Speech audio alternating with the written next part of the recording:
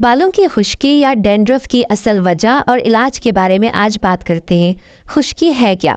आसान अल्फाज में ये सर की जिल्द के डेड सेल्स हैं।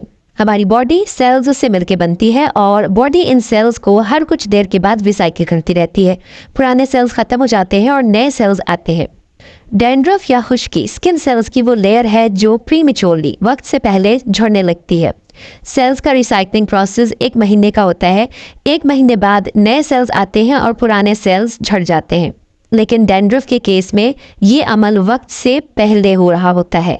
हेड एंड शोल्डर या मार्केट में दूसरे जो एंटी डैंड्रफ शैम्पू मिलते हैं उनमें एक कॉमन केमिकल जिंक पैराथियोन शामिल होता है जो फंगस को रोकता है।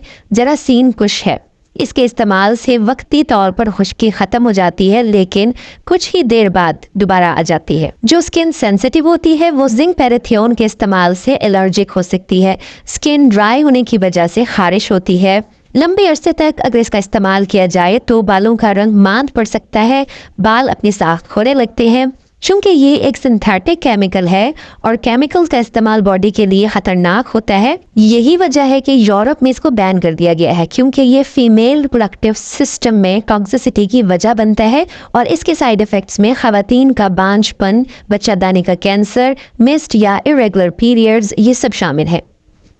इस सारे मसले की वजह एक फंगस मेलासीजिया की ओवर ग्रोथ है। ये बढ़ जाती है। हमारी जिल्द में 2 तरह के गदूद होते हैं, एक पसीना पैदा करने वाले और दूसरा सीबम पैदा करने वाले।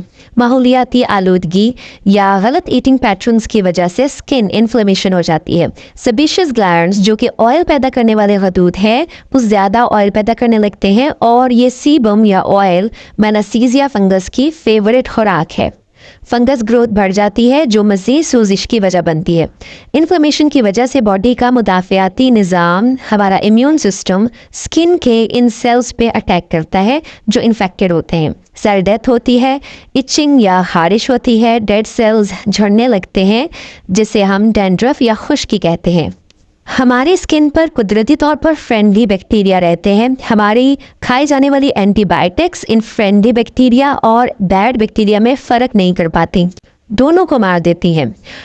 गुड बैक्टीरिया के ख़त्म होने से बैड फंगस बढ़ती है, इसलिए हर एंटीबायोटिक राउंड के बाद फंगस इन्फेक्शन का खतरा बढ़ जाता है। एंटीबायोटिक्स का सबसे बड़ा नुकसान, ये सबसे बड़ा साइड इफेक्ट यही है। जहां एंटीबायोटिक्स की वजह से माइक्रोब्स का ये नेचुरल फ्लोरा या हैबिटेट मुतासिर होता है, वहीं उसे दोबारा रिस्टोर करने की भी ज़रूरत है। नेचर के करीब जाने की ज़रूरत है, नेचुरल रेमेडीज़ की ज़रूरत है। ऐसी 5 चीज़ें कि जिन्हें आप अपनी लाइफस्टाइल का हिस्सा अगर बना लेते हैं तो डैंड्रफ का ये मसला हमेशा के लिए ख़त्म हो जाएगा। पहले नंबर पर जो रेमेडी है उसमें आपको 2 चम्मच high phenolic extra virgin olive oil और 1 चम्मच नारियल का कोकोनट ऑयल मिक्स करना है। कोकोनट ऑयल में मौजूद लॉरिक एसिड बहुत अच्छा एंटीबायोटिक है, एंटी फंगल है। इस मिक्सचर को सोते वक्त बहुत अच्छे से बालों की जड़ों में लगा लें और सुबह उठ के बाल धो लें। एक्स्ट्रा वर्जिन ऑलिव ऑयल के बारे में एक गलत आम बात यह है कि इसको सिर्फ खाने में इस्तेमाल किया जा सकता है। आप न सिर्फ इसे खाने में इस्तेमाल कर सकते हैं बल्कि टॉपिकली स्किन पर भी इस्तेमाल कर सकते हैं। इस रेमेडी के कुछ ही दिनों के इस्तेमाल के बाद आपको वाज़ेह फ़र्क दिखने को मिलेगा। अगले नंबर पे जो बात है कि अपना शैम्पू ज़रूर चेक करें। शैम्पू के बैक लेबल पे जो लिखा गया होता है उसे ज़रूर पढ़ें, जानने की कोशिश करें, ज़्यादा से ज़्यादा इन्फॉर्मेशन लेने की कोशिश करें। शैम्पू में अगर बहुत ज़्यादा केमिकल्स हैं तो उसे अवॉइड करें क्योंकि शैम्पू जो केमिकल से भरा होता है वो बिल्कुल वैसे ही है जैसे कि आप हरे भरे खेत में कीड़े मार दवाई डाल दें।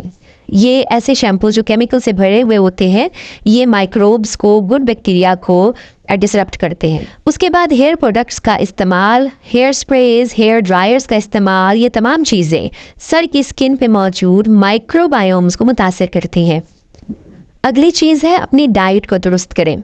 ग़िज़ा को दुरुस्त करने से आप इसकी रूट कॉज को पकड़ लेंगे। डैंड्रफ को न सिर्फ ख़त्म कर पाएंगे बल्कि इसके दोबारा होने को भी रोक पाएंगे।